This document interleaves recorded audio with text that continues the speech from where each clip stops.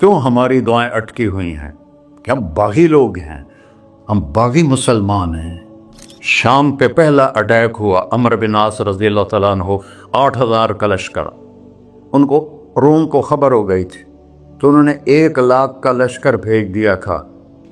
جرجیس اس کا سالار تھا، رومن بادشاہ کا بھائی، تو وہ 8,000 1,00,000 نے ان کو گھیرے میں لے لیا۔ تو حضرت واصلہ رضی اللہ تعالیٰ عنہ اس جنگ میں شریک ہیں۔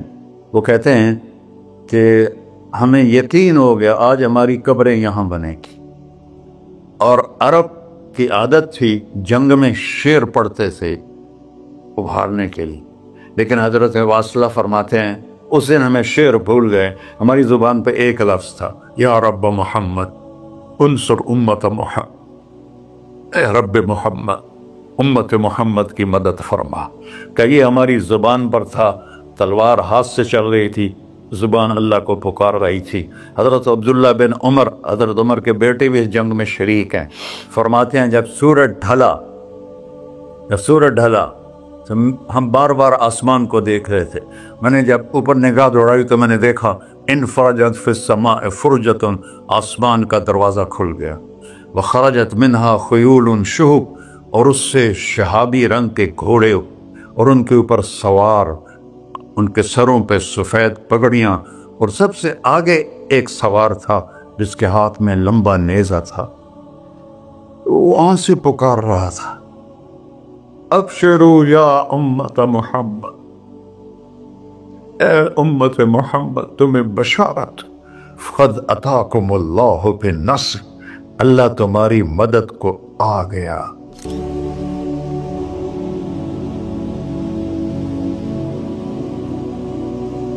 یا ابا سفیان جئتکم بکرامت الدنیا والآخرہ، ابو سفیان دنیا اور آخرت کی عزت چاہیے تو میرے پیچھے چلنا پڑے گا، اس کے علاوہ کوئی راستہ نہیں ہے، کوئی راستہ نہیں ہے، کوئی راستہ نہیں۔ ایک ہی طریقہ باقی ہے، ایک ہی راستہ باقی ہے، وہ ہے محمد الرسول اللہ۔ لا یؤمنون حتی یحکموک فیما شجر بینہم، اپنے ہر معاملے میں جب میرے نبی آپ کو فالو کریں گے تو میں ان کا بن جاؤں گا، یہ میرے بن جائیں گے، یہ مانگیں گے میں دوں گا، یہ سوال کریں گے میں پورا کروں گا، یہ مدد مانگیں گے میں مدد کروں گا۔ کیوں ہماری دعائیں اٹکی ہوئی ہیں کہ ہم باغی لوگ ہیں، ہم باغی مسلمان ہیں، ہم باغی مسلمان ہیں۔ شام پہ پہلا اٹیک ہوا، عمرو بن عاص رضی اللہ تعالیٰ عنہ، 8,000 کا لشکر، ان کو روم کو خبر ہو گئی تھی تو انہوں نے 1,00,000 کا لشکر بھیج دیا تھا۔ جرجیس اس کا سالار تھا، رومن بادشاہ کا بھائی، تو وہ 8,000 1,00,000 نے ان کو گھیرے میں لے لیا۔ تو حضرت واصلہ رضی اللہ تعالیٰ عنہ اس جنگ میں شریک ہیں۔ وہ کہتے ہیں کہ ہمیں یقین ہو گیا آج ہماری قبریں یہاں بنے گی، اور عرب کی عادت تھی جنگ میں شعر پڑھتے تھے ابھارنے کے لیے، لیکن حضرت واصلہ فرماتے ہیں اس دن ہمیں شعر بھول گئے، ہماری زبان پہ ایک لفظ تھا، یا رب محمد انصر امت محمد، اے رب محمد امت محمد کی مدد فرما۔ کہ یہ ہماری زبان پر تھا، تلوار ہاتھ سے چل رہی تھی، زبان اللہ کو پکار رہی تھی۔ حضرت عبداللہ بن عمر، حضرت عمر کے بیٹے بھی اس جنگ میں شریک ہیں، فرماتے ہیں جب سورج ڈھلا تو ہم بار بار آسمان کو دیکھ رہے تھے، میں نے جب اوپر نگاہ دوڑائی تو میں نے دیکھا انفرجت فی السماء فرجۃ، آسمان کا دروازہ کھل گیا، وخرجت منہا خیول شہب، اور اس سے شہابی رنگ کے گھوڑے اور ان کے اوپر سوار، ان کے سروں پہ سفید پگڑیاں، اور سب سے آگے ایک سوار تھا جس کے ہاتھ میں لمبا نیزہ تھا، وہ آن سے پکار رہا تھا، ابشروا یا امت محمد، اے امت محمد تمہیں بشارت، قد اتاکم اللہ بالنصر، اللہ تمہاری مدد کو آ گیا۔ فرماتے ہیں وہ ایسے آئے اور ہمارے اندر غائب ہو گئے، اور آدھے گھنٹے بعد 1,00,000 کا لشکر دوڑ رہا تھا 8,000 کے سامنے۔ کبھی ہم بھی تم میں بھی چاہا تھی، کبھی ہم بھی تم میں بھی راہ تھی، کبھی ہم بھی تم بھی تھے آشنا، تمہیں یاد ہو کہ نہ یاد ہو۔ میرے نبی کی زندگی مکمل نمونہ ہے، مکمل، اس کو فالو کرنا ہے۔ پھر بلڈر بنو، ذمہ دار بنو، پھر ڈاکٹر بنو، پھر تاجر بنو، سائنسدان بنو، عورت ہے مرد ہے جو بھی ہے، کامیابی اس کے ماتھے کا جھومر بن جائے گا کہ وہاں ایک ہی سکہ چلتا ہے، وہ محمد رسول اللہ۔ تو بھائیو، مجھے یہی مختصر بات کرنی تھی کہ اس دنیا کے پیچھے ان دو ہستیوں کو پیچھے نہ کرو، ان کو ناراض نہ کرو۔ یزید نے اہل بیت کا خون کیا، اور اتنا بڑا واقعہ ہے کربلا کہ دنیا کی تاریخ میں نہ پہلے کبھی ہوا نہ بعد میں کہ رسول کی نسل کے 18 نوجوان ذبح کر دیے جائیں۔ یزید 90 لاکھ مربع میل پہ حکومت، 90 لاکھ مربع میل، ٹھیک، 42 سال کی عمر میں مر گیا۔ اس کا بیٹا معاویہ بن یزید رحمت اللہ علیہ 22 سال کی عمر میں تخت پر بیٹھا۔ باپ نے 3 بر اعظم میں حکومت پھیلائی ہوئی ہے، دادا نے پھیلائی تھی، باپ نے اس کو بڑھایا۔ یزید کے زمانے میں بھی فتوحات ہوئی، اب یہ 3 بر اعظم پر اس نوجوان کی حکومت ہے۔ یہ بلڈر نہیں ہے، یہ بادشاہ آج کل کے صدر وزیر نہیں ہیں، 2 ٹکے کی ان کی قیمت کوئی نہیں ہے، مطلق بادشاہ ہے۔ 40 دن حکومت کی اور سارے خاندان کو بلایا اور کہنے لگا، اب تصور کرو 22 سال کا ایک شہزادہ ہو، وہ 3 بر اعظم اس کے سامنے ایسے جھکا ہوا ہو، تو اس کو کیسے آپ میئر کر سکتے ہیں؟ جبکہ کاغذ کے نوٹ نہیں تھے، سونا تھا، چاندی تھی، ہیرے تھے، اصل دولت تھی۔ یہ کاغذ کوئی دولت ہے؟ یہ تو یہودیوں نے آپ کو بیوقوف بنایا ہوا ہے۔ انہیں سب کو اکٹھا کیا، اس نے ایک چھوٹا سا خطبہ دیا، کہنے لگا، کانا ابی جبارن، میرا باپ ظالم تھا، اس نے اہل بیت کا خون کیا، اور جس تخت کے نیچے اہل بیت کا خون ہو میں اس پہ لعنت بھیجتا ہوں، یہ ہے تمہاری سلطنت، جس کو چاہو دے دو، میں بری ہوں۔ 3 بر اعظم کی حکومت اللہ رسول پہ قربان کر کے گھر بیٹھ گیا، اور آج اس کو کس عزت کے ساتھ میں سنا رہا ہوں۔ اس کے باپ کو بولتے ہوئے میرا لہجہ کیسا تھا، اور اس کے بیٹے کو بولتے ہوئے میرا لہجہ کیسا ہے۔ 3 بر اعظم کی سلطنت چھوڑ دی کہ اس کے نیچے اہل بیت کا خون ہے، مجھے نہیں چاہیے۔ تو اللہ اور اس کے رسول کو راضی کرنے کے لیے بڑے سے بڑا سودا بھی سستا ہے، بڑے سے بڑا سودا بھی سستا ہے۔ ایک صحابی آئے، یا رسول اللہ، میرے پڑوسی ہے، اس کی کھجور ایسے میرے گھر میں آتی ہے، اس پر جب پھل پکتا ہے تو وہ گرتا ہے، میرے چھوٹے چھوٹے بچے اٹھا کے کھانے لگتے ہیں، ادھر سے بھاگ کے آتا ان کے منہ سے نکال لیتا ہے۔ اس کی تو محنت کریں کہ اتنی سخت، وہ منافق تھا، اس کی اتنی سختی نہ کرے۔ تو آپ نے اسے بلایا، کہا بھائی ایک سودا کرتے ہو؟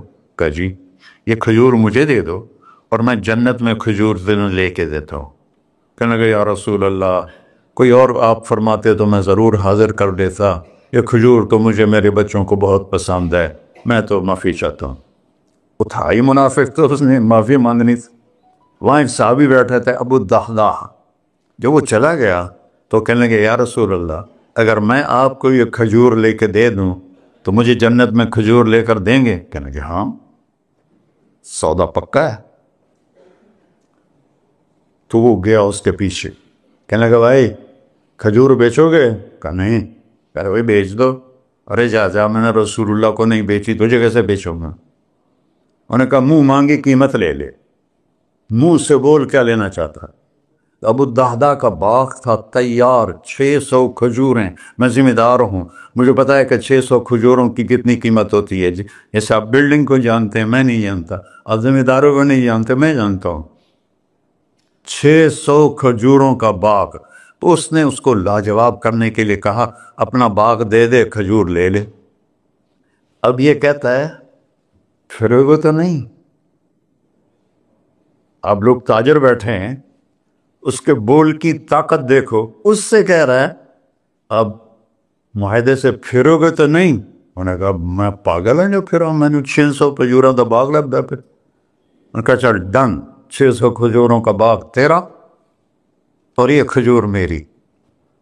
اور وہاں سے سیدھا گیا اپنے باغ میں۔ کھجوروں کا زمانہ تھا تو مدینے والے کھجوروں کے پھل کے زمانے میں باغ میں شفٹ ہو جاتے تھے، چھوٹے چھوٹے بنائے ہوتے تھے کمرے، وہاں بچے وہ سب رہتے تھے، کھجوروں کی پہرہ داری بھی اور توڑنا بھی۔ تو وہ ہائے قربان جاؤں نبی کے صحابہ پر، وہ باغ میں اندر نہیں گئے، باہر کھڑے ہو گئے کہ کہیں نیت نہ بدل جائے اتنا بڑا باغ دیتے ہوئے۔ باہر سے پکارا الدحداء، بیگم کہ جی کہ باہر آ جاؤ، بچوں کو بھی لے کے آ جاؤ۔ کیا ہوا؟ کہ میں نے باغ بیچ دیا۔ انہوں نے کہا کتنے میں؟ کہ جنت میں کھجور مل گئی۔ وہ کہنے لگی ربح البیع ربح البیع ربح البیع، واہ ابو الدحداء کیا سودا کیا تم، کیا سودا کیا تو۔ ارے کہ عورتیں زیادہ شور میں جاتی مروا دیتا ہے، بچے کے تو کھاسیں تمہیں کے تو کھاساں، ربح البیع۔ اس کے بعد بھاگا ہوا آیا اللہ کے نبی کے پاس، یا رسول اللہ میں نے کھجور خرید، آپ اس انصاری کو دے دے۔ تو آپ نے پوچھا کتنے میں خریدی ہے؟ کہ سارا باغ دے دیا ہے، کھجور لے لی۔ آپ نے کہا پہلا سودا کینسل، کم من عذق رداح ودار فیاح لأبی الدحداء۔ اب تیرے لیے میں دیکھ رہا ہوں تیرے رب نے جنت میں کھجوروں کے باغ لگا دیے ہیں، اور تیرے پوٹھے کی جگہ کھجوروں میں محل بنا دیے ہیں سونے چاندی کے۔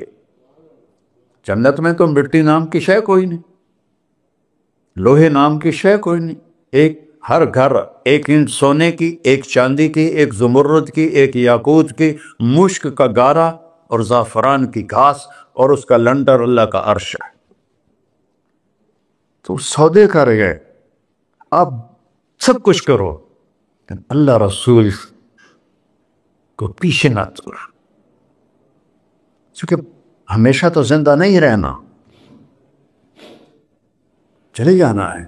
دنیا میں سب سے بڑا محل بنایا تھا کسریٰ نے، نوشیروان کے پوتے خسرو پرویز نے، جس نے ہمارے نبی کا خط پھاڑا تھا۔ 40,000 پلرز پر وہ گھر تھا۔ آپ لوگ بلڈروں اسکوائر فٹ لگاؤ، 40,000 ستونوں پر وہ گھر کھڑا تھا، اور وہ اس کے اوپر سارا سونا ہیرے جواہر 40,000 پلر پر تھے، اور اس کے 500 بڑے بڑے گنبد تھے، اور سب سے بڑے گنبد میں 1,000 سونے کے فانوس تھے، اور اس میں ایک رات میں 9 من تیل جل جاتا تھا، صرف ایک رات کے لیے اس کو، اور 3,000 باندیاں تھیں، 6,000 نوکر تھے صفائی کے لیے، 12,000 سپاہی تھے اس کی حفاظت کے لیے، لیکن وہ چند سال بھی نہ رہ سکا کہ پلٹا کھایا حالات نے، اور رومن امپائر کیسر نے آ کر اسے شکست دی۔ نینوا میں ہمارے نبی کے خط پھاڑنے کے بعد آپ نے فرمایا تھا کسریٰ نے اپنا ملک پھاڑ دیا، تو وہ آیا، وہ شکست کھائی کسریٰ نے اور بھاگ گیا، اس نے سارے محل کو آگ لگایا، مٹی کا ڈھیر بنایا، اور مسلمانوں میں سب سے بڑا محل بنایا اندلس کے بادشاہ عبد الرحمن نے الثالث نے، 4,316 پلر پر تھا وہ گھر، اور پورے یورپ میں اس کی دھاک تھی، ہر طرف سے ہیرے آ رہے ہیں، موتی آ رہے ہیں، جواہر آ رہے ہیں، پورے پلر پوری چھت سونے سے بنی تھی، اور پورے پلروں پر ہیرے جواہرات تھے، اور باہر ایک بڑا تالاب تھا، کس کا؟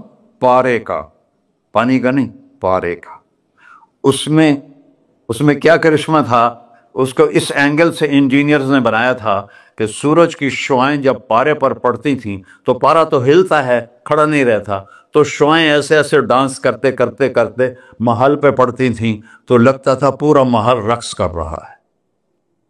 اب میں وہاں گیا تو ایک کوٹھے کے سوا وہاں کچھ بھی نہیں تھا، وہ بھی کوٹھے کی چھت نیچے گری ہوئی تھی۔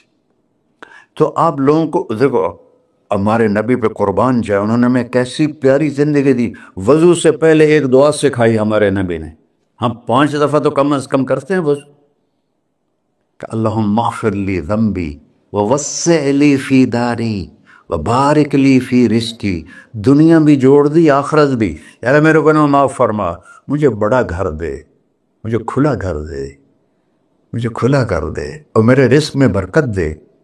کھلا گھر اللہ کی نعمت ہے، آپ لوگوں کو میسر کر رہے ہیں سہولتیں، آپ کو اجر ملے گا اگر اس میں جھوٹ نہ ہو، سود نہ ہو، کھوٹ نہ ہو، ہیرا پھیری نہ ہو، وعدہ خلافی نہ ہو، تو یہی آپ کی جنت کا راستہ ہے۔ تو اللہ رسول سے صلح کر لو بھائیو، بس میری اتنی گزارش۔ اور آخر میں ایک حدیث سناتا ہوں، 10 لاکھ حدیثیں ہیں میرے نبی کی، ایک سناتا ہوں، ساری کور ہو جائیں گی۔ ایک تو ہے فرض، نماز نہیں چھوڑنا، روزہ نہیں چھوڑنا، زکوٰۃ نہیں چھوڑنا، حج فرض ہے نہیں چھوڑنا۔ اس کے بعد میرے نبی نے کہا 4 چیزیں مجھ سے لے لو، 5 میں نہیں کہیں کہ 4 باتیں مجھ سے لے لو، صرف 4 باتیں مجھ سے لے لو، دنیا بھی تمہاری ہے، آخرت بھی تمہاری۔ سبحان اللہ۔ اور اس سے زیادہ کیا آسانی دے میرا نبی، اتنے 100 نفل پڑھو ہوتے، اتنے عمرے کرو ہوتے، اتنے حج کرو ہوتے، اتنی تہجد پڑھو ہوتے، تو سارے مر گئے آج سے۔ کہ 4 باتیں لے لو، دنیا میں بھی مزہ رہے گا، آخرت میں۔ پہلی بات کیا ہے؟ صدق و حدیث، ہر معاملے میں سچ بولنا، جھوٹ نہ بول۔ ایک صحابی نے پوچھا یا رسول اللہ، مسلمان بزدل ہو سکتا ہے؟ اب نے کہا کنجوس ہو سکتا ہے؟ اب نے کہا جھوٹ بول سکتا ہے؟ کہ نہیں، جھوٹ نہیں بول سکتا، سچ بولے، سچ کی قیمت ادا کرو۔ حفظ و امانت، کسی کو دھوکہ نہ، چیز کوئی اور ہو، دکھا کوئی اور رہے ہو، میٹیریل کوئی اور ہے، بتا کوئی اور رہے ہو۔ حفظ و امانت، دیانتداری سے کام کرو، کسی کو دھوکہ نہ دو۔ آپ نے فرمایا میں اپنے امتی سے ہر گناہ کی توقع رکھتا ہوں، بشر ہے بیچارہ، لیکن میرا امتی ہے تو 2 نہیں کرے۔ واہ یا رسول اللہ، آپ نے کیا چاہا اور ہم نے کیا کیا کہ 2 کام نہیں کرے گا، ایک جھوٹ کبھی نہیں بولے گا، ایک دھوکہ کبھی نہیں دے گا۔ اور سب ہمارے، میں تو 100 ملک پھرا ہوں، مسلمان جھوٹ اور دھوکے میں پھنسے پڑے، غرق ہوئے پڑے، چاہے عربی ہیں چاہے غیر عربی ہیں، مالدار ہیں فقیر ہیں، اس گندگی میں سب ڈوبے ہوئے ہیں۔ تو صدق و حدیث، سچ بولو، حفظ و امانت، دھوکہ نہیں دیا۔ تیسری کیا ہے؟ حسن خلیقت، اخلاق اچھے کر، اخلاق اچھے کر۔ اور اخلاق اچھے کرنے کے لیے ایک کام کر لی، اس کو تالا لگا، صرف ایک کام،